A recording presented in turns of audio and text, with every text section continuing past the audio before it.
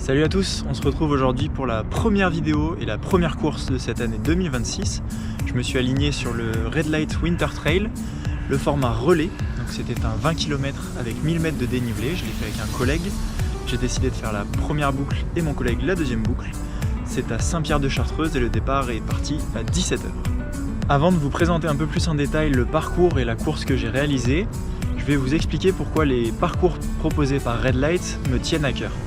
Red Light, c'est une entreprise qui propose des accessoires de trail. Elle est basée à Saint-Pierre-de-Chartreuse. Donc comme certains d'entre vous le savent, j'ai grandi à Saint-Pierre-de-Chartreuse. J'ai grandi dans les sentiers de la Chartreuse, je les connais quasiment tous par cœur. Donc ça me tient énormément à cœur de performer sur ces deux parcours que propose Red Light. Donc il y a le Winter Trail qui est en janvier et on a le Festi Trail qui se déroule en mai. Donc ces deux courses sont très importantes pour moi car je cours à domicile, devant ma famille, sur les sentiers où j'ai grandi. L'année passée, en 2025, j'y ai participé à ce Winter Trail. J'ai couru le 15 km pour 680 mètres de dénivelé. Et attention, tenez-vous bien, je me suis perdu. Voilà. Donc je viens de vous faire un grand discours comme quoi j'avais grandi à Saint-Pierre-de-Chartreuse. Et l'année passée, je me perds. Tout simplement, sans rentrer trop dans les détails, parce que j'étais persuadé que la course allait passer à un endroit. Et j'en ai oublié de regarder les balises et j'ai foncé dans un sentier, tête baissée. Voilà. Donc cette année, on y retourne avec un esprit un peu revanchard. C'est la deuxième vidéo que je fais et c'est la deuxième vidéo où je parle d'esprit de revanche. Mais voilà, on espère bien prendre notre revanche sur cette course.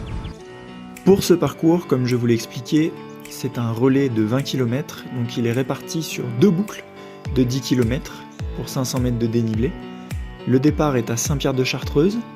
Je prendrai le départ de la première boucle avant de donner le relais à mon camarade. Donc c'est pas très bien imagé sur ce plan, mais on retrouve deux grosses difficultés. La première, elle va être ici, donc c'est une grosse montée avec un fort pourcentage.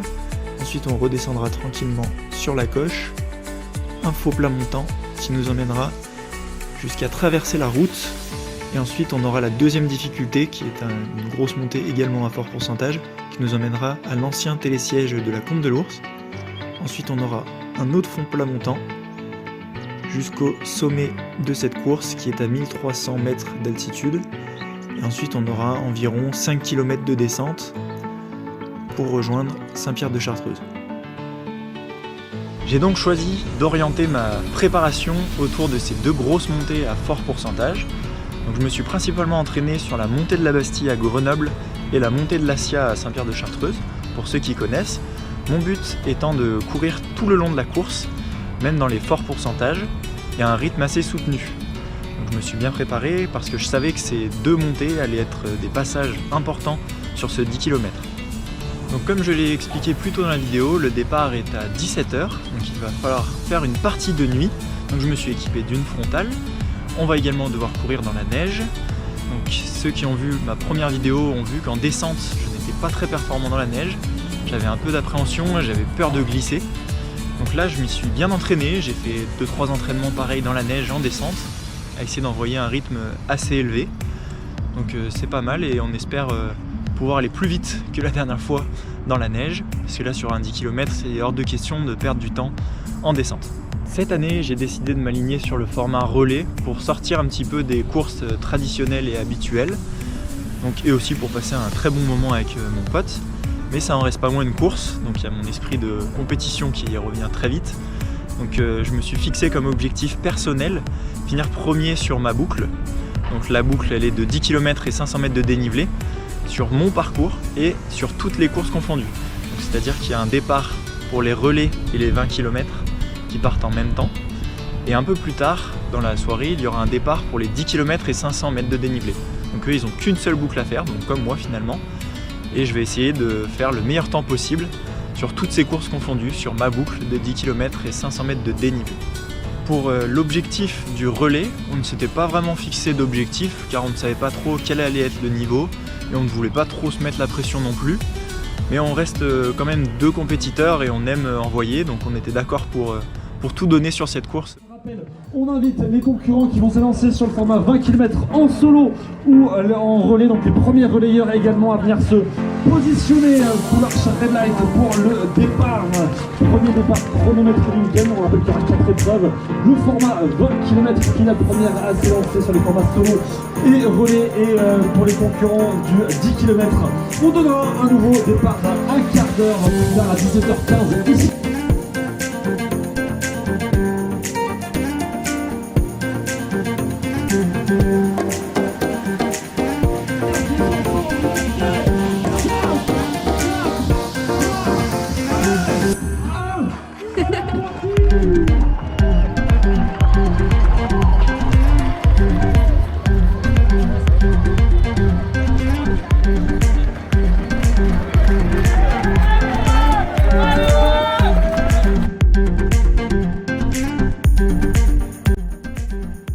Et nous voilà partis, j'essaye tout de suite de me replacer et de prendre la tête afin de dicter mon rythme, et c'est ce que j'arrive à faire très peu de temps après le départ.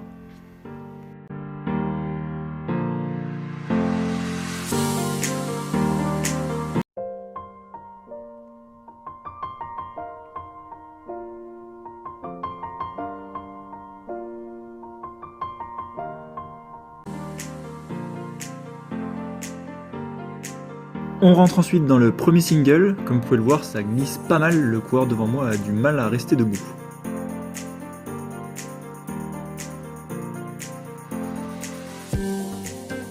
On rencontre ensuite les premiers randonneurs, on galère un petit peu à les éviter mais ça se fait, on s'en sort plutôt pas mal. Je décide ensuite de doubler le coureur qui était juste devant moi dans cette petite relance. J'en profite pour remettre un coup et reprendre la tête. On arrive sur une petite portion de route à plat, donc on se rapproche dangereusement de la première grosse difficulté, donc je décide de temporiser un petit peu et de ralentir un petit peu le rythme. Allez Luc!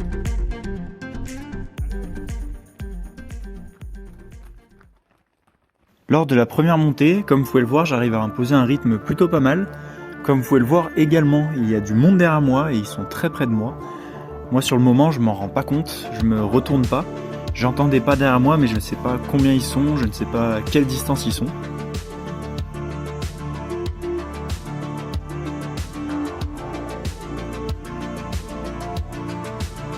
Sur cette portion du parcours, on va ensuite retrouver environ une vingtaine de randonneurs qu'on va devoir dépasser. Donc j'essaie de bien m'annoncer, j'essaye aussi de les remercier quand j'en ai la force. Merci.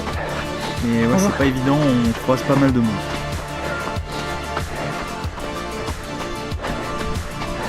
Attention! Merci beaucoup. Merci beaucoup. Allez-y! Merci beaucoup. C'est fini pour nous. Une petite pensée pour eux quand même, parce qu'ils vont voir passer environ 400 coureurs à la suite. Donc force à eux et courage pour ces petits sentiers où ils vont se faire doubler un bon nombre de fois. On retrouve ensuite une petite portion de route juste avant d'attaquer la plus longue montée de ce parcours. Cette plus longue montée, elle est composée d'un long faux plat, ensuite une petite portion avec un fort pourcentage et de nouveau un long faux plat.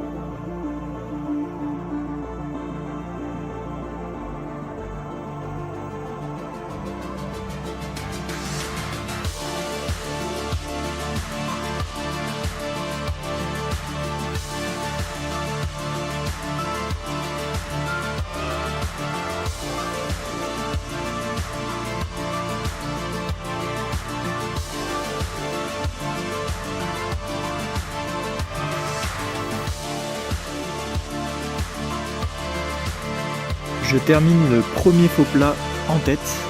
On va maintenant attaquer la deuxième grosse difficulté de ce parcours. C'est un petit sentier avec un fort pourcentage.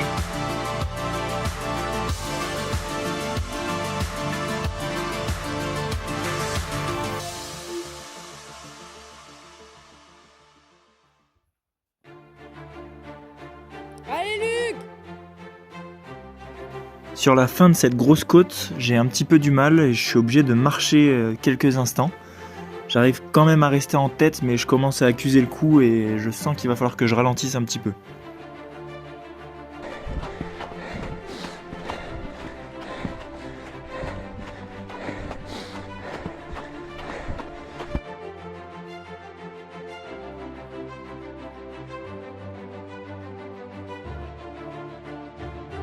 À la sortie du sentier, on arrive sur une portion damée et ça va être très difficile car on a vraiment l'impression de faire du surplace. Chaque pas on glisse en arrière, ça se voit à nos démarches, c'est assez ridicule, on a une sensation de ne pas avancer.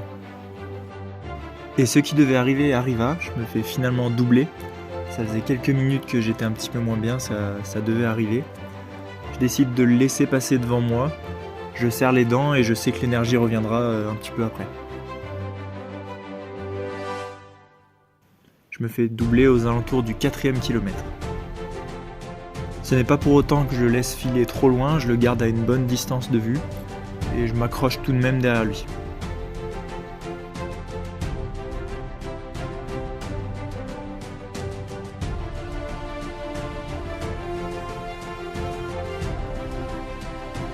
La nuit commence à tomber, il est l'heure d'allumer la frontale.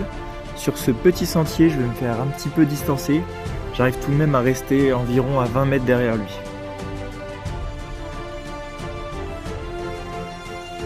Alors que je commence à me sentir mieux et que je commence à envisager d'essayer de rattraper le premier coureur qui est en tête, je vais finalement me faire doubler par un deuxième coureur. Donc je vais en profiter, il a un bon rythme, je vais m'accrocher derrière lui et on va tous les deux revenir sur le coureur de tête. On va finir ce faux plat montant tous les trois. Je décide de rester derrière eux car je sais que la descente va très vite arriver. Je décide de ne pas trop en faire car j'ai prévu d'attaquer à ce moment-là dans la descente. Sur la fin de cette montée, j'arrive à recoller avec le deuxième. Et juste avant la descente, je décide de le doubler. Donc je m'enfonce un petit peu dans la poudreuse, mais j'y arrive. Maintenant, on se concentre sur le premier.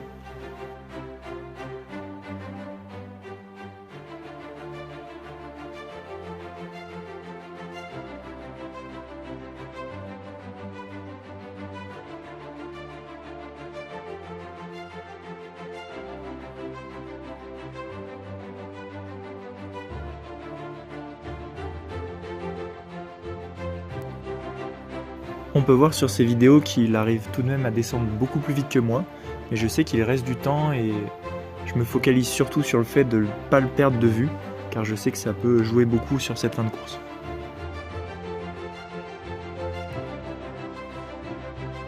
Après cette descente, je vais me prendre un petit rafraîchissement, comme s'il ne faisait pas assez froid. La neige sur les jambes, ça fait pas du bien, mais bon, je repars vite à la poursuite du leader.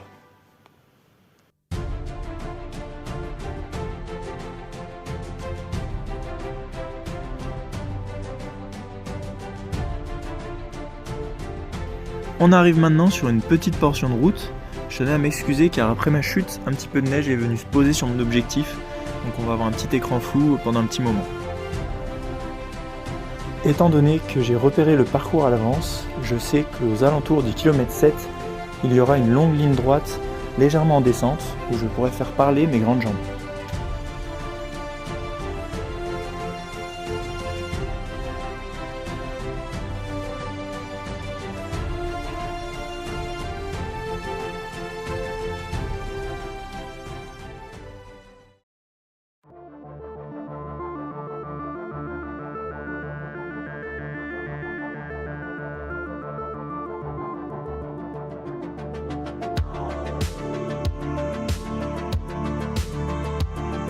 En effet, sur cette ligne droite, mes grandes jambes ont bien parlé.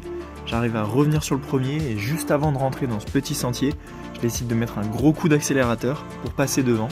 Je passe ainsi premier à 2 km de l'arrivée.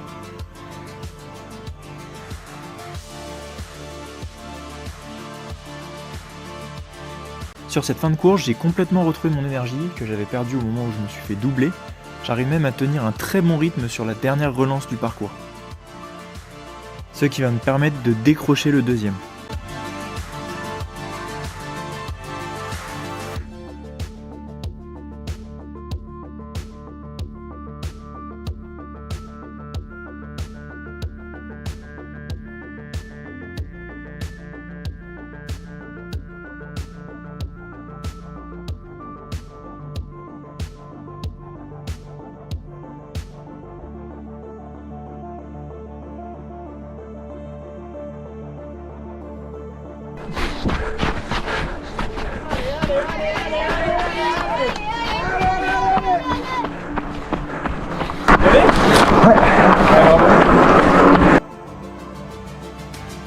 Dernière ligne droite, c'est le moment où il faut lâcher les chevaux, où il faut finir en sprint pour que je puisse vite apporter le relais à mon collègue qui m'attend au pied de Red Light.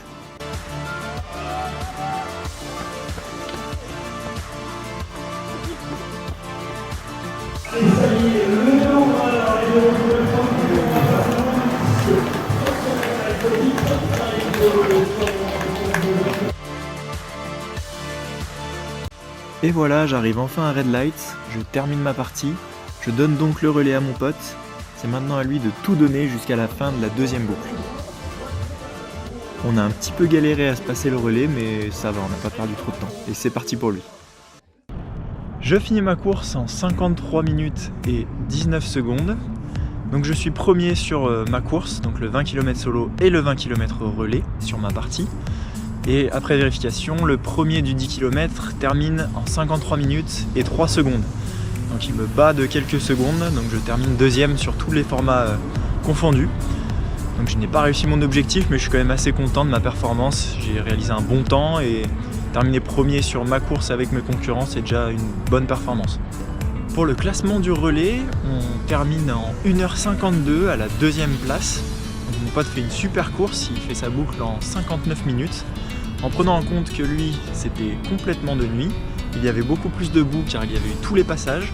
Moi je suis passé et on était les premiers à passer, donc il y avait très peu de passages. En prenant en compte également qu'il fallait doubler beaucoup plus de monde, car lui, il lui restait beaucoup de personnes sur le parcours, qu'il fallait qu'il double, donc ça prend également du temps. Comme vous avez pu le voir avec moi avec les randonneurs, il faut leur demander de s'écarter, ça prend un peu de temps. Pareil pour lui, mais avec beaucoup plus de monde. Donc voilà, on est très content de notre course, les premiers terminent en 1h50, donc on n'est pas loin d'eux, on n'a pas été ridicule et on peut même dire qu'on leur a donné du fil à retordre. En bilan de cette course du Winter Trail, je suis super content de ma course, on a très bien couru mon pote et moi, on s'en est très bien sortis. Commencer l'année par un podium, ça fait toujours plaisir, j'espère qu'il y en aura d'autres. J'ai très hâte de revenir cet été pour le Festi Trail en mai, où je m'alignerai sur le 47 km, donc ça sera pas le même profil, mais j'ai très hâte d'y courir également. Je tenais à remercier ma famille et mes amis qui m'ont filmé tout au long de ce parcours et encouragé. Merci à vous d'avoir regardé cette vidéo et je vous dis à très vite pour d'autres courses.